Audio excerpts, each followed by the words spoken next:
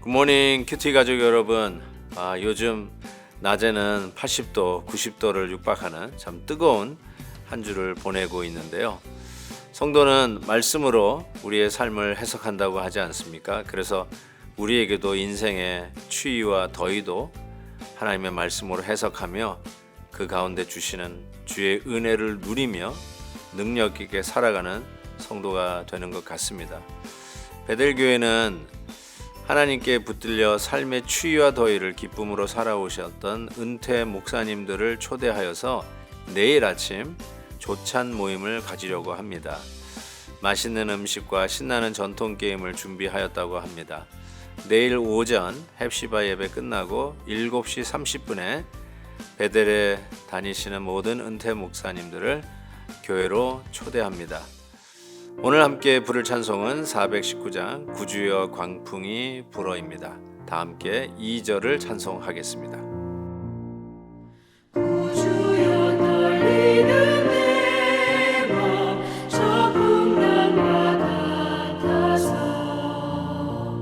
늘 불안에 쌓여서 사니 날 붙들어 주소서.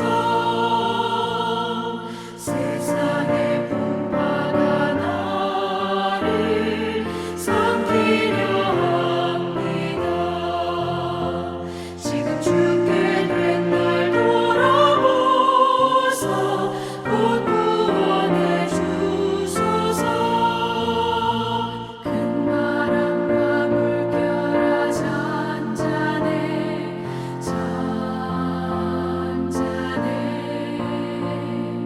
사납게 뛰노는 파도나 저 흉악한 마귀나 아무것도 주 편안히 잠들어 누신대 위협과 놀 능력이 없도다. 주 예수 분파를 부지저 잔잔해 주 예수 분파를 부지저 잔잔하라.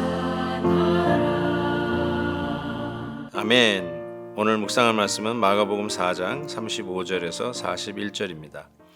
그날 저물 때에 제자들에게 이르시되 우리가 저편으로 건너가자 하시니 그들이 무리를 떠나 예수를 배에 계신 그대로 모시고 가매 다른 배들도 함께 하더니 큰 광풍이 일어나며 물결이 배에 부딪혀 들어와 배에 가득하게 되었더라.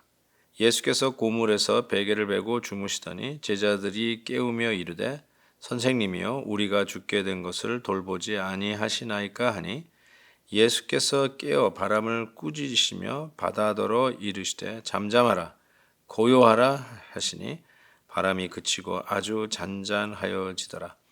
이에 제자들에게 이르시되 어찌하여 이렇게 무서워하느냐 너희가 어찌 믿음이 없느냐 하시니 그들이 심히 두려워하여 서로 말하되 그가 누구이기에 바람과 바다도 순종하는가 하였더라. 아멘.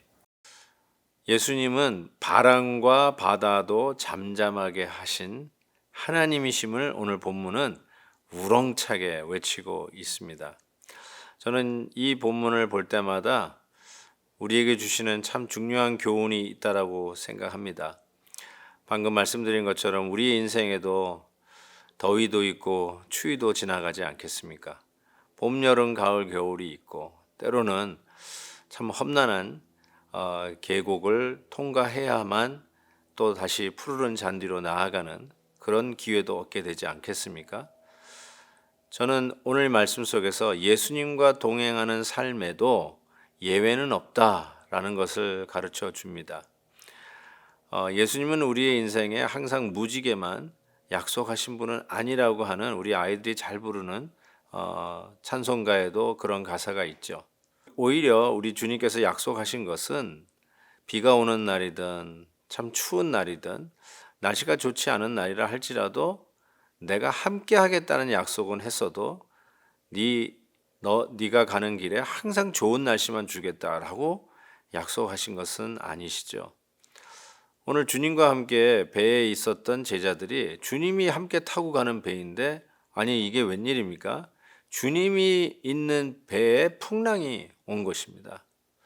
우리는 때로는 주님과 함께 가는 배에 어찌 풍랑이 올 수 있을까? 주님과 함께 타고 가는 배라면 항상 순풍에 돛달고 가는 평안한 항해가 돼야 된다고 생각할지 모르는데 오늘 말씀 보니까 예수님이 타고 있는 배에도 우리 주님이 계시는 그 가운데서도 심지어 주님께서 얼마나 마음이 편했는지 주무시고 있는 그 가운데서도 풍랑이 온다는 것입니다.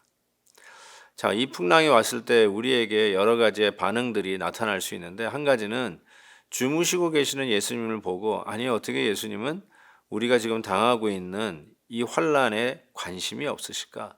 우리가 죽든 말든 상관이 없으신 것일까? 라는 생각을 할 수 있죠. 다른 공관복음 같은 내용을 다루고 있는 본문을 보면 우리가 죽게 된 것을 돌보지 아니하시나 하면서 원망의 어조로 예수님에게 막 불평하고 있는 모습도 보입니다.